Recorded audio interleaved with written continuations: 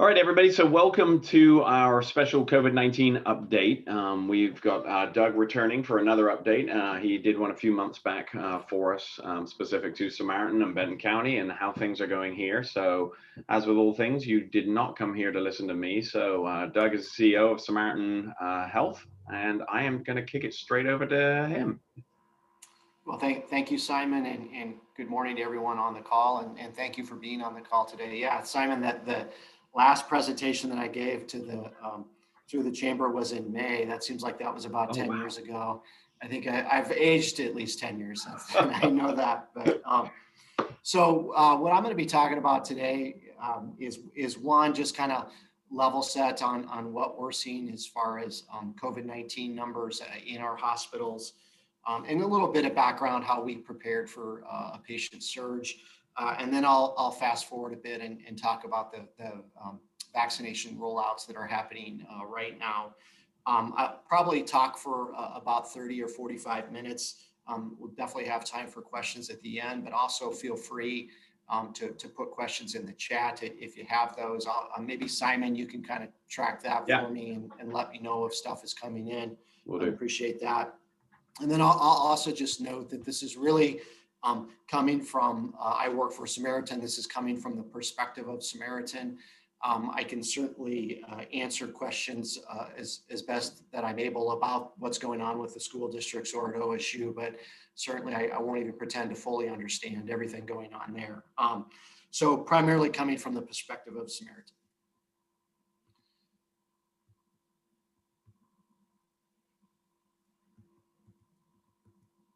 It's not letting me advance the slide here.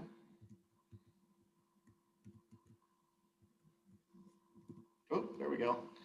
Okay, so first slide, I'll just talk for a few seconds here about Samaritan Health Services. So we are a nonprofit healthcare system. We have 5 hospitals. We have one in Corvallis, Albany, Lebanon, Lincoln City, and Newport. We have about 80 plus clinics scattered around our 3-county service area. We have about 6,000 employees across our system. We also have a health insurance company, so we sell commercial insurance and Medicare Advantage. And we also own and manage the CCO, which manages the Medicaid member or Medicaid beneficiaries in our 3-county area. So given the size and scope of our organization, it's always one of the tough things is to align everyone and make sure that we're all rowing to the same rhythm and in the same direction. And we really work on aligning ourselves around our mission, vision, values as an organization. So this is something that I share in almost every presentation that I give because we hold these words near and dear. Mission, building healthier communities together. Our vision is serving our communities with pride. Definitely, there's a theme with us. It's a lot about our communities and partnership with our communities. That's really important to accomplish what we want to accomplish. And then our values, that passion, respect, integrity, dedication, and excellence really defines how our culture, it's the recipe for our culture, defines how we treat our patients and family members, guests, and also each other. So that's how we align as an organization. And then there's never a shortage of things to do, and we could do way too many things and not do anything well. So we got to focus ourselves, and we focus ourselves through our strategic priorities. And we have 4 of those, and that is quality and service excellence, community partnership, sustainability, and employee engagement. And under each of those priorities, every year we set both short-term and long-term goals that we try to accomplish under those priorities and find ways to measure our success and make sure that we're moving in the right direction. Move to the next slide. So I'll go back now to kind of the beginning of the coronavirus, at least as it stands in Oregon. So hard to believe that the first case in Oregon was over a year ago now. As I said earlier, it just seems like 2020. It seems like we're in like the 15th month of 2020 now, and it just keeps going on. We have, since that point in time, we've had over 154,000 cases in Oregon and over 2,000 deaths. And just as of March 1st, we have over 500,000 deaths across the entire country. So it's spread rapidly over that year. Just a little bit about the time frame. And this is really kind of the time frame of our initial response and some of the things that were happening as far as elective procedures within our system. I remember back in, I think it was like January 26th, we had a SHS board meeting. And by the way, just as another note about Samaritan, we are a nonprofit organization, and our board of directors is all comprised of volunteer community members that live in our 3-county area. So it's a little bit unique in that way. But I remember January having the board meeting, and there were some kind of, I'll say, nervous questions around the pandemic and what was going on in China, and would it affect the U.S. and how fast would it affect the U.S. and what does that mean for Samaritan in our communities? And honestly, well, we'll see. I don't know, but you look back on it. I don't think any of us had any idea what was in store for our area and for the country and for the world. But we, in February, we knew it was coming, obviously, with that first case. So we established, this is an internal coronavirus task force that we formed really right away. What we tasked that group, and largely clinicians that were part of that group, infectious disease doctors, nurses, infection prevention folks, to really make sure that we had the right policies in place to not only protect our patients, to make sure that we were protecting our employees, trying to create as safe environment as possible. And then everything started happening really quickly after that. March 8th, then the governor declared a state of emergency for Oregon. Shortly after that, we triggered our incident command structure that we have within our organization for any kind of emergencies, to make sure that we're responsive to the emergency.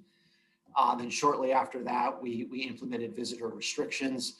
And at the same time, we tried to kind of ramp up what we were doing as far as virtual visits. And then on March 17th, we shut down elective surgeries all across our system. And we also shut down non-emergent visits within our clinics all across the system. That was actually a couple of days before the governor told us to do it. But then on March 19th, she told all of the hospitals across the state that they needed to postpone elective procedures. So, and then quickly after that, the governor issued one of her first orders outside of healthcare, starting to limit what other businesses could do, and starting to limit the group sizes that people could get together and et cetera. So, and during that time, we were very nervous as an organization about a patient surge that could be beyond our capacity to take care of those patients. We were doing a good job kind of on a site basis with our surge planning, but we really needed to pull it together as a system. If Good Sam was completely packed with patients and no longer had capacity, we needed to make sure that we had good processes in place to move patients to Albany or other locations, and make sure that we could move PPE and equipment around. So we implemented our system surge planning committee on March 23rd. We then had the governor asked that we submit, all healthcare providers submit those plans to the state, which we did shortly after that. And then it seemed like we shut things down, and then already we were talking about how we could ramp things up again. And that has its own complexity. We had all this pent up demand. We had real-time demand, and we couldn't meet all that. So then we had to have clinicians kind of go through all the backlog of patients and try sift through those folks that had the highest acuity issues that needed to be taken care of first, and then start to schedule those patients out. So in May 1st, the governor allowed us to start resuming up to 50% of our elective procedures, which we did. And then as of June 1st, we were back up to 100%. Now, going forward after that, the governor and OHA had metrics in place that if we hit certain thresholds and did not have capacity, we had to ratchet back down our activities within the system. We certainly got close to that at times, and because we were close to those thresholds at time, we did slow down from time to time on occasion what we were doing within our system, but we've never hit those numbers where we actually were mandated to back down. So now I think a bit of good news I can share with the group. This is from the Oregon Health Authority website. So this is available to the public. And this shows numbers across the state. And this is just case counts. This is over the previous 6 weeks.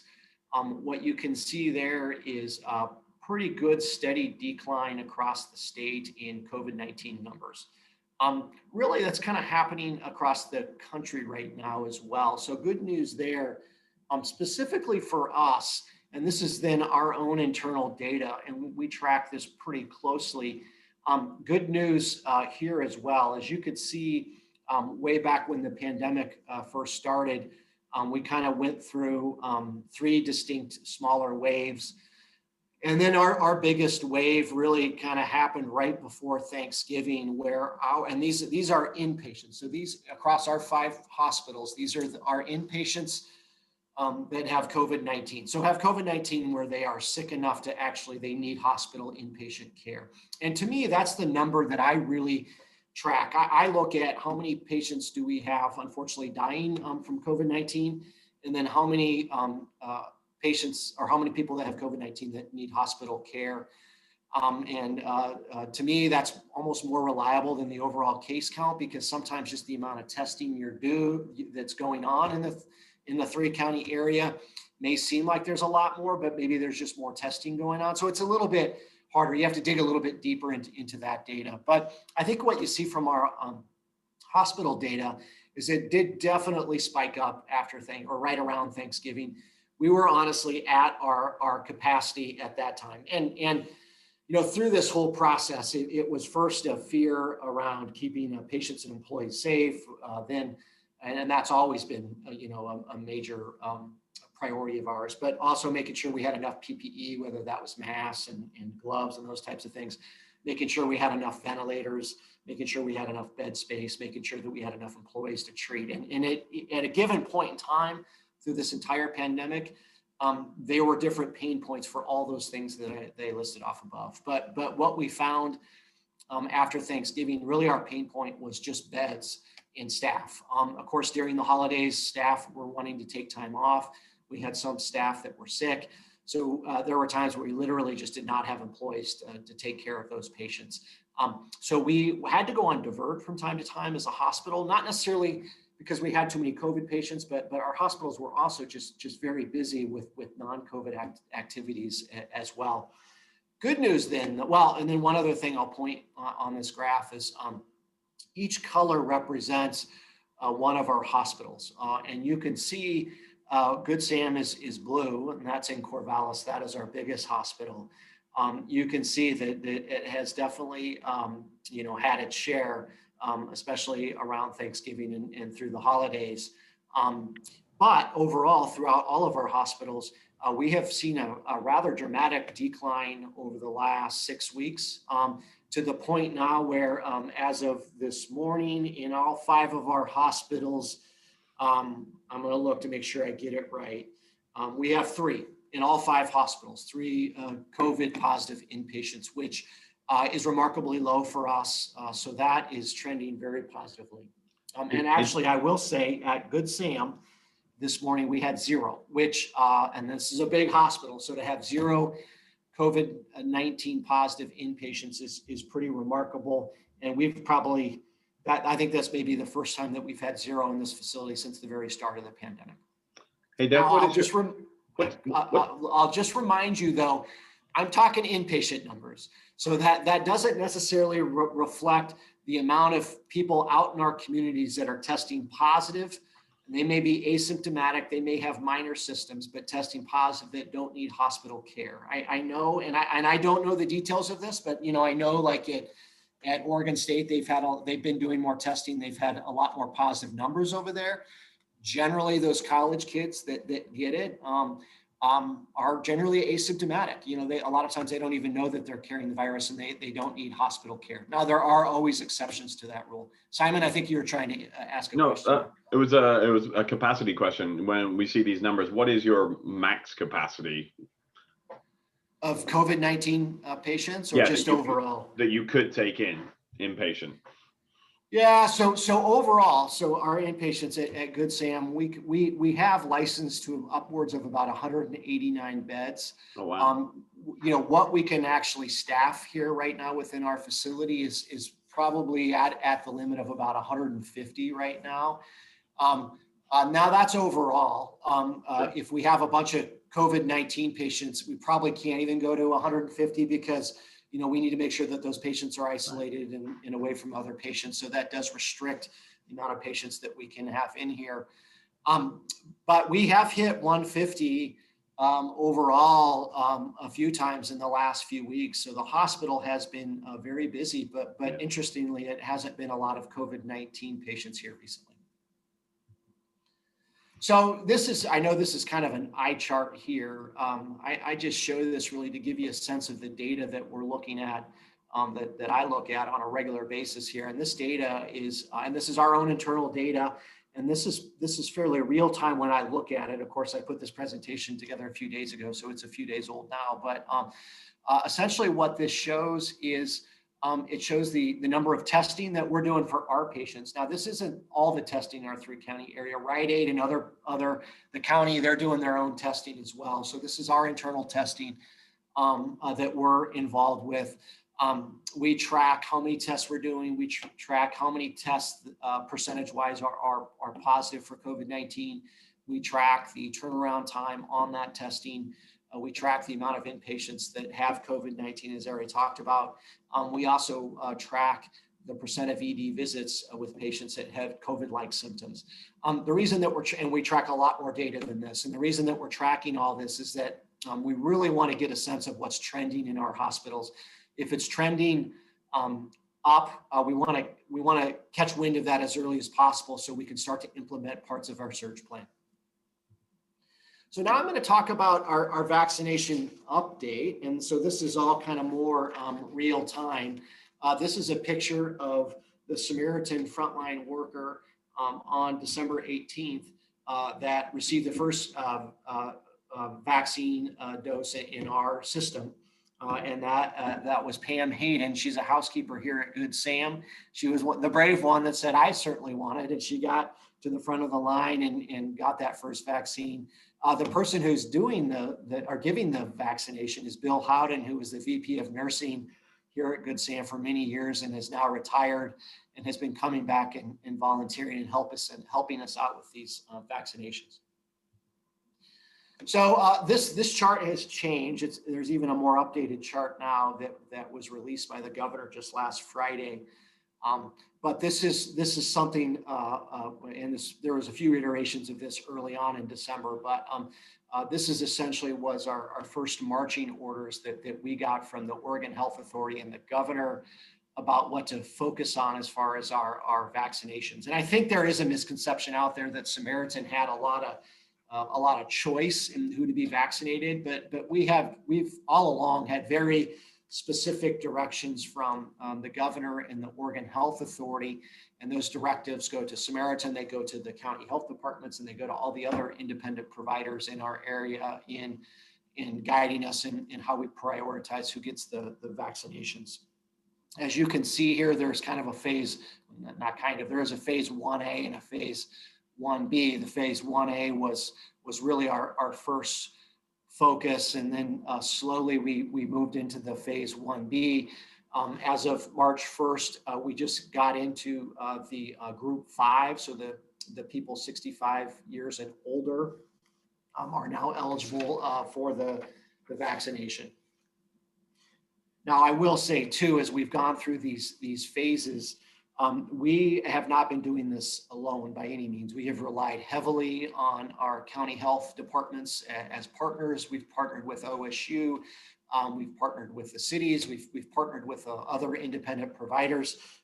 This really absolutely has been a group effort all along. So back in December, when we started getting guidance from the Oregon Health Authority and the governor, and we could see where this was going, and eventually we were going to get to 65 years and older, which is a very large group in a 3-county area. And then we know that we're even moving beyond that here in another month. We had to start coming up with a strategy that just, onesies and twosies in the clinics was not going to get us where we needed to go. So we were going to have to develop over time a strategy to do mass vaccinations. And we had hoped that at each site we would be able to do about 2,000 vaccinations per day. We serve 3 counties, Lincoln, Linn, and Benton County. we were, we had conversations around, well, could we do one? Well, that's quite a distance for some folks to drive across all 3 counties. We landed on doing 3 different mass vaccination events, 1 in each county. That has seemed to be sustainable to date. And so that's how we've been doing things. The thing is, if you do splinter up resources, if you try to do too many events, it's just more difficult, one, to get the appropriate staffing for it.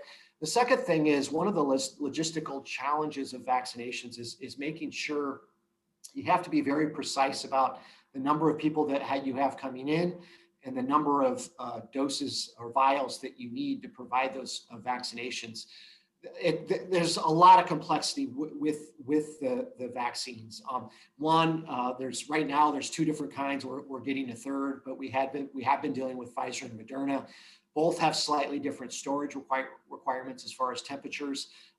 Both have slightly different requirements as far as when you do the second dose. Pfizer's 21 days, Moderna's 28 days. Both a little bit different as far as ages. Pfizer can be 16 years and older. Moderna is 18 years and older. But once you take doses out, take vials out of the freezer, put them in the fridge, there's a shelf life to that. And then once you take them out of the fridge and start opening vials, there's a shelf life to that. And that shelf life, once you start to penetrate the vials, is no longer than 6 hours. So it really does help to have these mass vaccination clinics where you have a lot of people and you can put shots in arms. And then if you have a little extra, you still have a lot of people and you can get those doses in arms. If you kind of do it onesie and twosie, you could end up at the end of the day with extra doses. And the last thing we want to do is waste any doses. And we haven't done that to date. We've been very successful at that, but it does take some managing.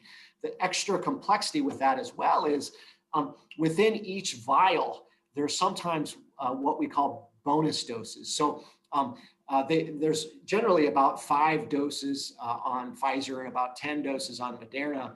On the average vial, though, you may get 1 or 2 extra doses that you can't necessarily predict. So then, if you just have X amount of people scheduled for the day and you have a bunch of bonus doses, you're going to have extra vaccine at the end. So we have to work through all of those logistical challenges at every event. Just to give you a little sense of the vaccine timeline now, as I said, we gave the first vaccine at SHS on, we received the first vaccine on December 7th. We gave the first vaccinations on December 18th. And then we quickly ramped up in phase 1A was our frontline workers and our workforce. So we quickly start doing those vaccinations within our hospitals. Then we quickly moved to our outpatient clinics, taking care of those healthcare providers that were seeing COVID-19 positive patients in the clinics.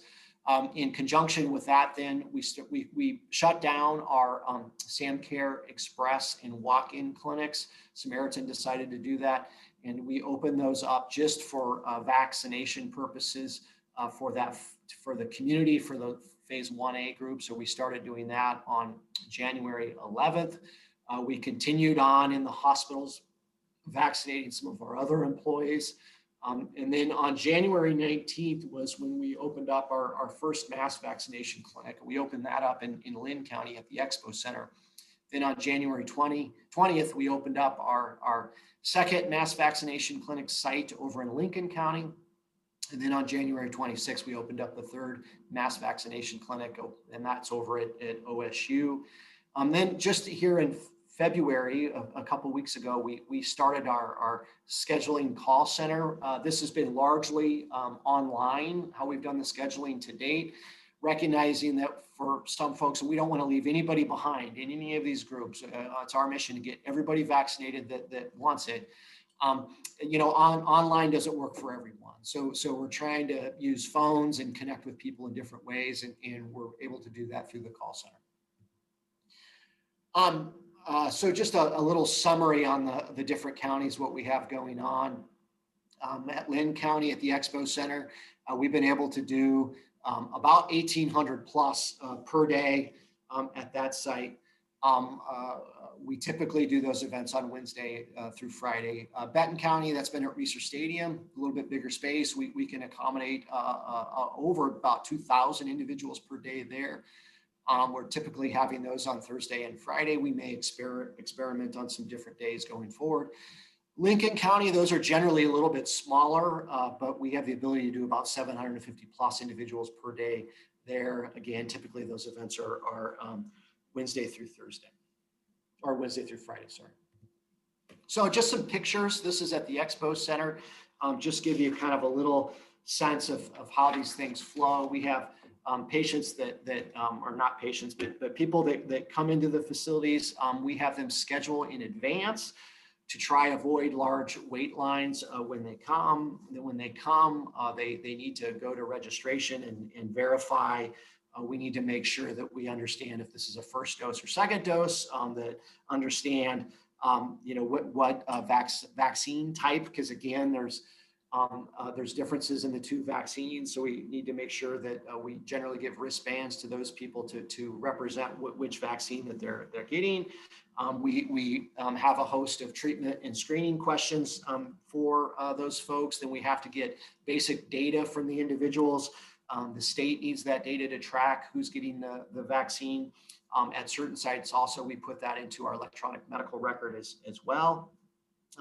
Then the folks move on to the vaccine line, where they get the actual vaccination. They get a sticker in what time they get the vaccination, and depending on if they have a history of allergies and those types of things, we may need to observe them for 30 minutes, but generally we observe people for 15 minutes. So they move on to a different area then where they sit, and we have volunteer observers that watch people just to make sure that there are no serious allergic reactions to the vaccine, which, by the way, in our 3 county areas, we've not had one serious allergic reaction yet, which is really good news. So it takes an army of volunteers to pull this off. At the OSU event, for example, at any given point in time, we're probably going to have 100 or 80 people working at those events. We need clinicians there. We need pharmacists to handle the vaccine. We need physicians there in case there is a medical emergency. We need people that can man registration. We need observers. We need people that help with parking. We need people that help with rescheduling once they do get their vaccine or get their vaccination. And if that wasn't their second dose, if it's only their first dose, then we try to schedule them at the time for their second dose. So as I mentioned, we're also doing this at the Fairgrounds over in Lincoln County. And then Research Stadium, and I'll talk just a little bit about this because Research Stadium is an awesome place to do this, and OSU has been extremely accommodating, and Benton County Health Department has been great partners in doing these events over there. I'll say the one challenge, it's a great space. The one challenge is though it's exposed in there, and one day it was snowing when we were doing these, and so just the cold has been a challenge there. It's been really cold for our volunteers who could be there from 4 to 8 hours, but everybody's there. They want to be part of it. The other thing I'll mention about these events is if you haven't been to one yet, if you can't volunteer, you should think about volunteering. And certainly, hopefully at one point, you're going to be in line to actually get your vaccination. But these events are really special. I tell people they feel like Disneyland without the lines because everybody is just so happy and so appreciative to be there and to be getting their vaccine. And it's a historic moment. And so our staff that are working there and volunteers that are working there and the county health department folks that are working there, it's just a really collaborative event that feels really good about what we're doing. One other thing I'll note that we've been doing at OSU is that Samaritan invested in what we call a Rover app, which connects to our electronic medical record. And so when we take the data of those people getting the vaccination, that data will then automatically be imported into our electronic medical record, which is just really helpful for a lot of reasons. The logistics of trying to figure out, well, how many people 65 years and older are eligible how many above that age have already gotten it. It's just the more data helps us to splice up the demographics and figure out how many we've done and how many yet to, or how many need to get the vaccine yet. So talk a little bit about just how the vaccine rollout has been working in Oregon and across the country. Oregon start for a lot of various reasons, some within our control, some out of our control, has been behind, at least at the start. And then I'll say now Oregon has just been rolling right along. And the last time I looked, Oregon was like in the top 15 to 20 states as far as vaccinations for the population. So we've made lots of good headway, really just right after the holidays, I would say. And if you look at our 3 counties, and if you look at Benton County in particular across the state of Oregon, the last time I looked, well, generally across Oregon, about 15.4%, and this is as of March 1st, taken from the Oregon Health Authority website, about 15.4% of the population has had at least 1 dose. We can look at Benton County here. We're actually ahead of the rest of the state. Actually, at one point, and it may still be, Benton County was the leader in the entire state as far as the percentage of population that had at least 1 dose. So we've been rocking and rolling here in Benton County. And that was almost 18% of the population. Lincoln County's been right at the top of the entire state as well, with 16.5%. Linn County has been just a little bit behind, but I suspect that they're gonna catch up quickly. I will say I do have a little bit of concern on this in our 3-county area. We've been really doing fantastic. The Portland metro area is falling behind. And if you look at the map here, those areas are not at the top up in the metro area. And I am afraid they have so many people up there, and the more they fall behind, that at some point the governor and the OHA could make a decision to just keep more doses up there, which means less doses will come down to our service area. I hope that does not happen, but I wouldn't be surprised if it does at some point. So within Samaritan, we've given about 21,000 doses to both our employees and other independent providers, and these are doses that have been documented in EPIC. Overall, though, if you look down at the very bottom of that page, the total vaccinations that we've been involved with, a lot of times when we collaborate with our counties, we may not even be doing, or even with other providers, we may not even actually be doing the vaccinations, but we have the doses, or other people have the doses, they give it to us. There's a really good collaboration of where the doses go, but we have given about 10,000 doses to other folks in our communities to do vaccinations as well. So let me talk just about some of the difficulties with the vaccinations. There has been the biggest challenge has been the low inventory of vaccine. I think there is a misconception out there that we just have supply sitting on our shelves. I can assure you that we don't. But the supply has been very low, and it's been extremely unpredictable. Just to give you a sense of how the rhythm of these weeks work, we don't know what we're getting as far as doses for the next week until at the earliest Thursday afternoon before that week. Sometimes it's been Friday, sometimes it's been Saturday before that next week. We don't know how many doses we're getting. And then we don't actually get those doses until Monday or Tuesday of that next week. If there's a weather event like that happened about a week and a half ago, then that all, gets thrown upside down. So how it normally works is Thursday afternoon, we find out what we're getting that next week. The counties find out what they're getting. And then generally we all kind of figure out where can we push different doses, who has capacity at different vaccination events.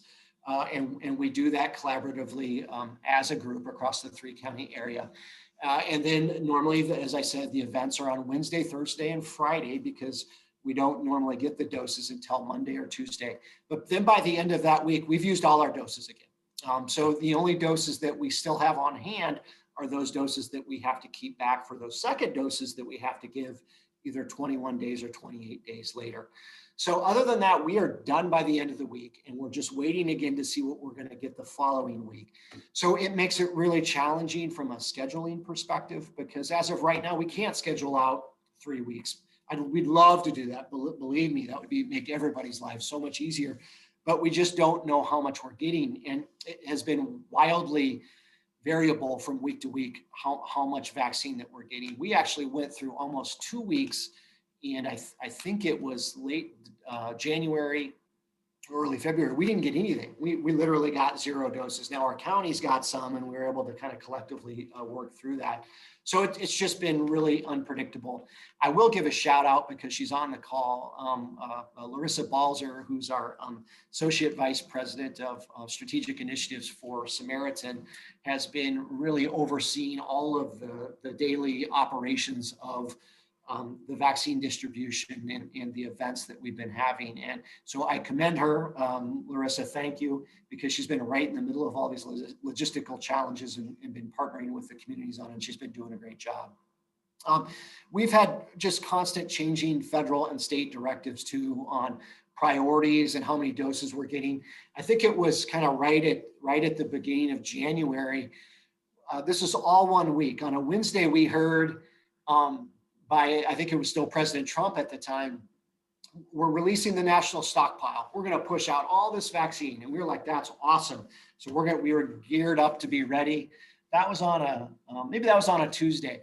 By Thursday, we had a call with the Oregon Health Authority, and they said, there is no national stockpile.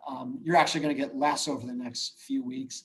And then the governor had our press conference on Friday to kind of backtrack on all the projections that we had as a state, because then we were now all of a sudden, the expectation we were way ahead, and in 1 week the reality was we were actually going to be way behind. So it just keeps changing week by week.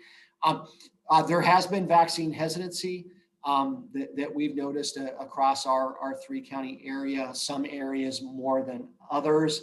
I do think, though, the more people that get their vaccination, it does seem like maybe those people that were hesitant, that maybe were eligible earlier, are now going back and getting their vaccination, which is good news. We are trying to get as many people vaccinated as possible, because we think ultimately that's going to be one of the most powerful tools we have against the pandemic.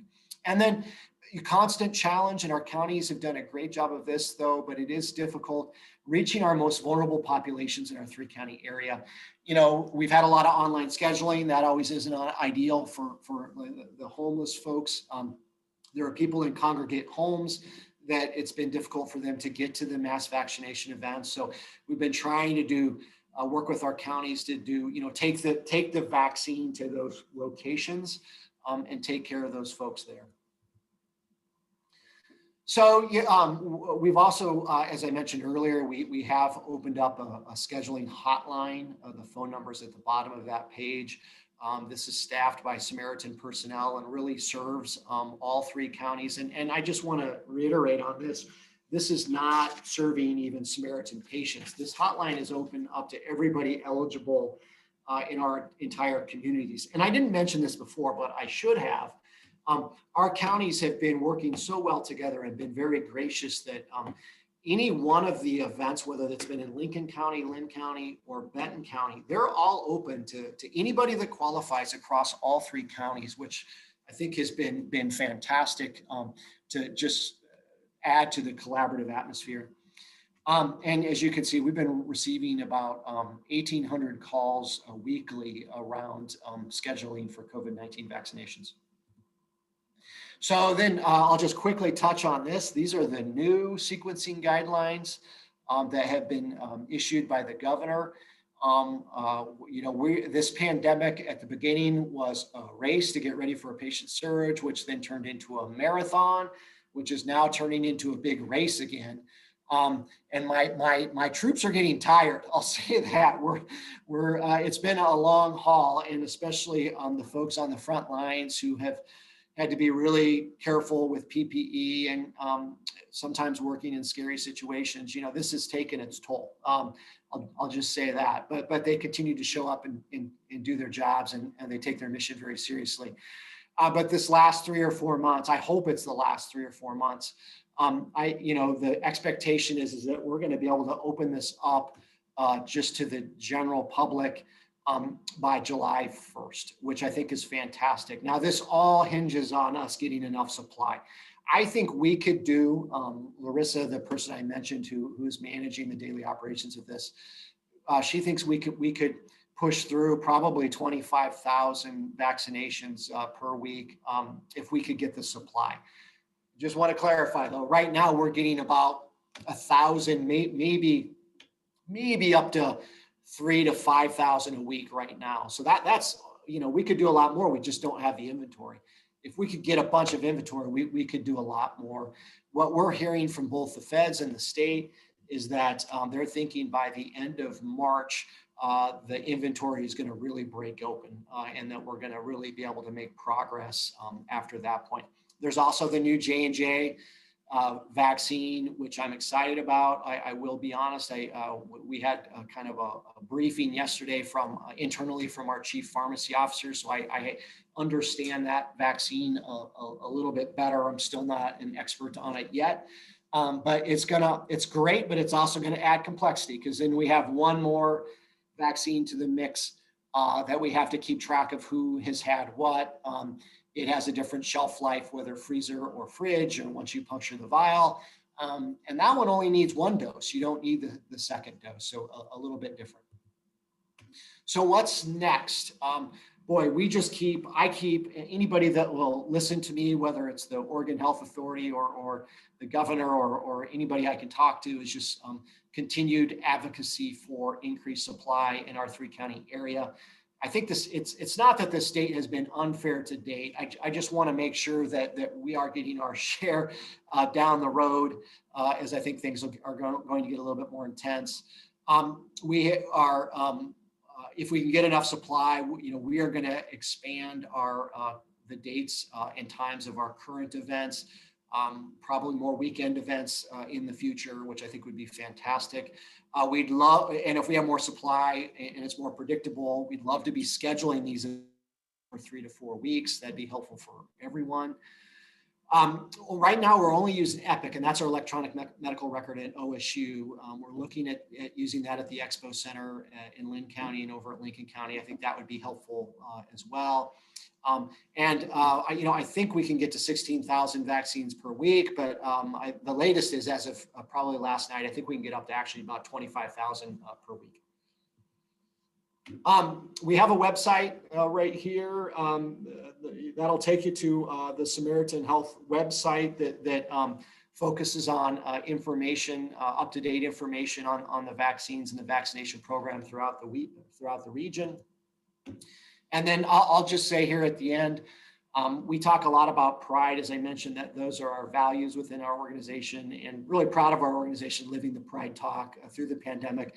And not only Samaritan, but you all as community partners in the counties, the cities, and local businesses have done a great job of partnering with us, whether it's helping us with sewing masks or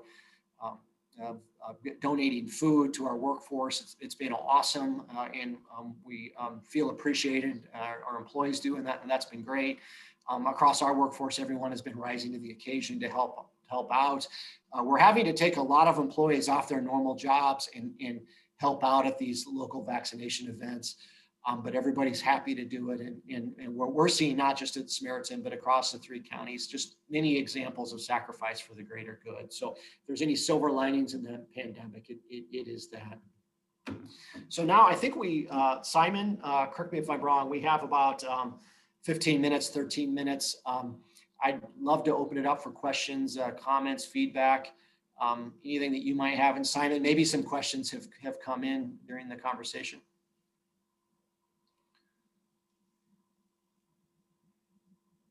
Simon, you may be on mute. I can't hear you. Sometimes that's best. That's how people prefer it. So yeah, put your put questions in the chat if you're not comfortable. I will say that Doug was very gracious enough to let us record this. So obviously it does involve medical stuff. So that would be on the recording as well. And so while they sort that out, Doug, I was actually going to ask a question, and you touched on it in the sequencing guidelines. How are you guys holding up in terms of the staff? We hear a lot about people struggling with it on the front line. I mean, how are you guys doing? Yeah, as I mentioned, Yeah. it has taken its toll. Well, we have a culture around wellness, and we've had to focus on that more than ever over this last year. And so we have a well-being council for the system that even if it wasn't a pandemic, we'd be pushing out initiatives for wellness for our own employees. But we've ramped that up over the last year. The gratitude that we're receiving from, as I said, businesses and community, other people in the communities has been fantastic. I gotta say, I think now that we're into the vaccinations, it's just everybody, while there's some stress associated with the vaccinations, Sure. It seems like everybody, there's just a little spring in the step, because we're actually doing something right now that could end the pandemic. Yeah, there's versus light. before we got the vaccine, it was just like, this is never going to end. And I think at the beginning, there was a lot of adrenaline kind of fueled energy to get ready for a patient surge. And there was a lot of not full understanding of what the pandemic was going to be doing, a lot of fear. But then we quickly figured out after a few months of that this is just now a marathon. And I could just see the energy level dip within the organization. And I think it's kind of spiked back up again. And I just, we try show a lot of gratitude within the organization. And we talk about, we don't have to do what we do. We get to do what we do. Right. And we should take that very seriously and be happy that we're in the role where we can provide help to our communities.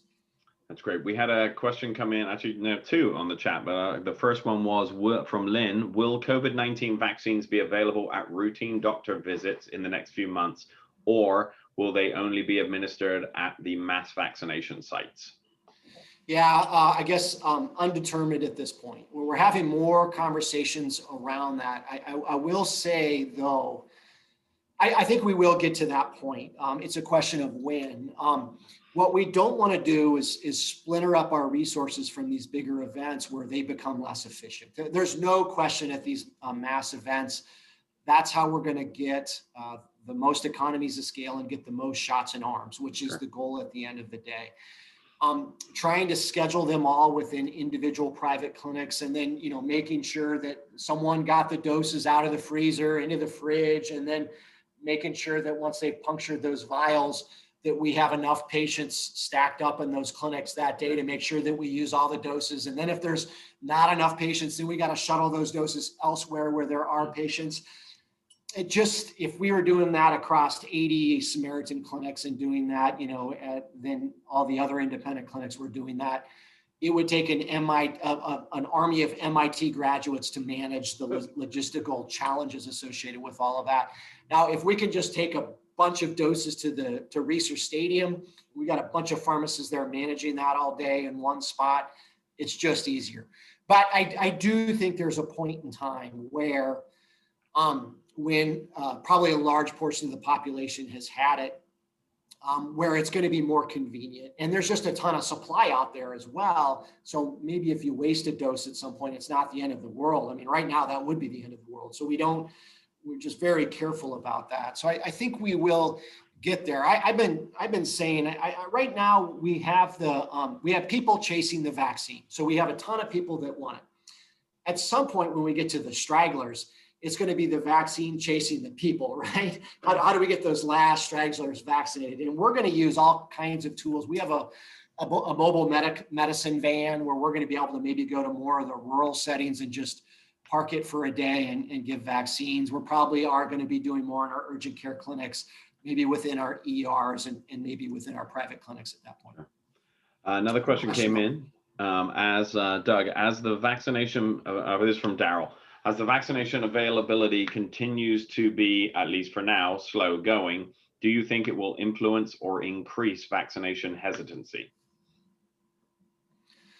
No, I think there may be some hesitancy around I'm predicting around the J&J vaccine, just because, again, I think it's new and people may be a little nervous about it. But I just think the whether it's a smaller percentage gain or a larger one, either way, as long as more people are having it or taking it, I think the hesitancy will go down.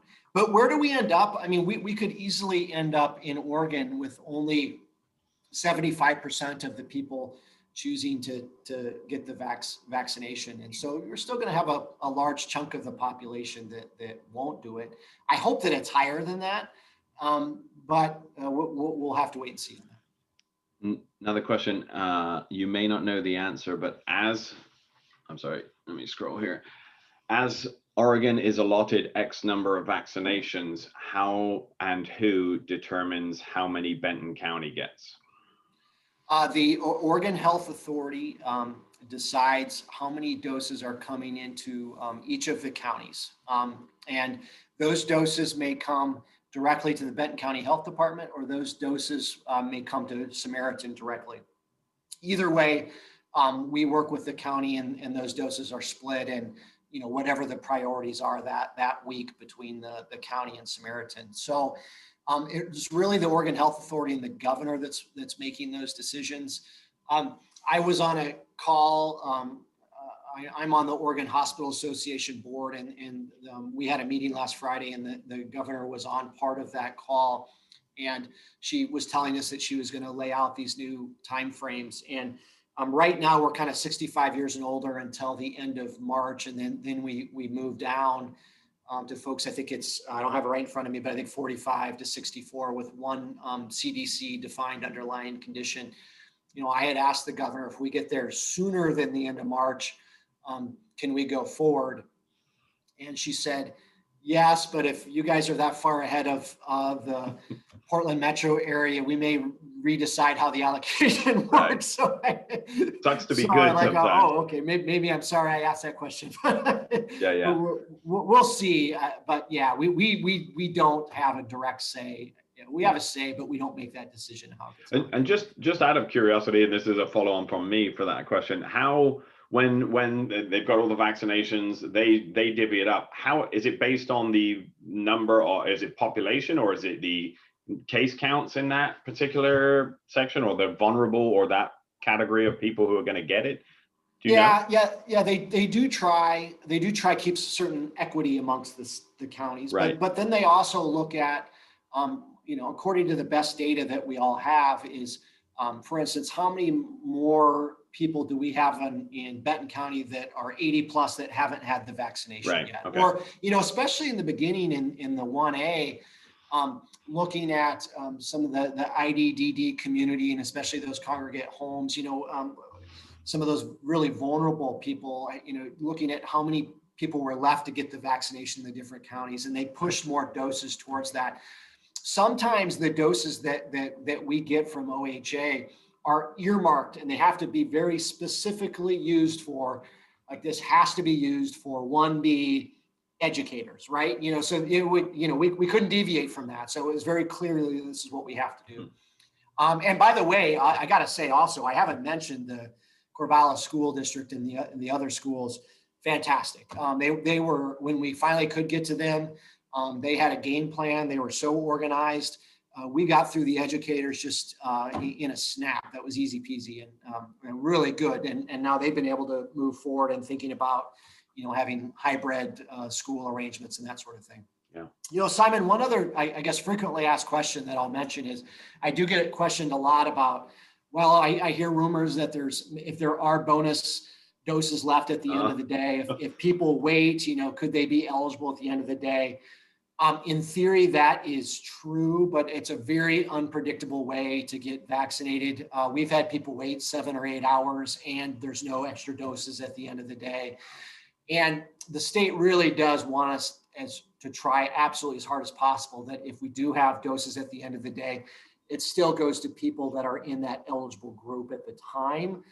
So, it can work, but the odds are low. I will say the absolute best strategy to get the dose ahead of time is to volunteer at one of our events or one or more of our events. The state has clearly said that if people are volunteering at these vaccination events, that we do have the complete license to give those people the vaccination, because they are working directly with people that may have COVID-19. And so I think Larissa still may be on the call.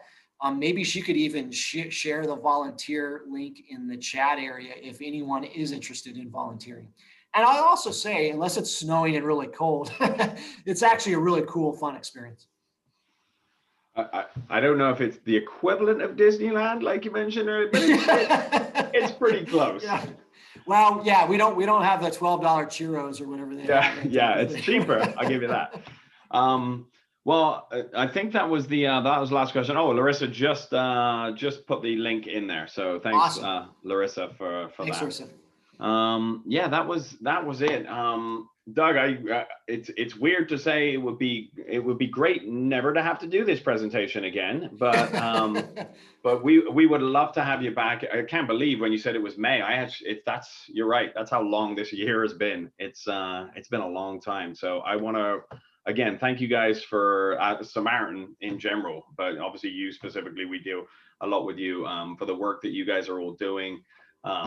You know, on the front lines, we stress in the business community, but you have a very unique situation that you deal with that, and obviously looking after the staff and the workers and everybody, the volunteers, everybody who's doing there. So certainly from our perspective, and I know I speak for the whole community when I say thank you for everything you guys have been doing.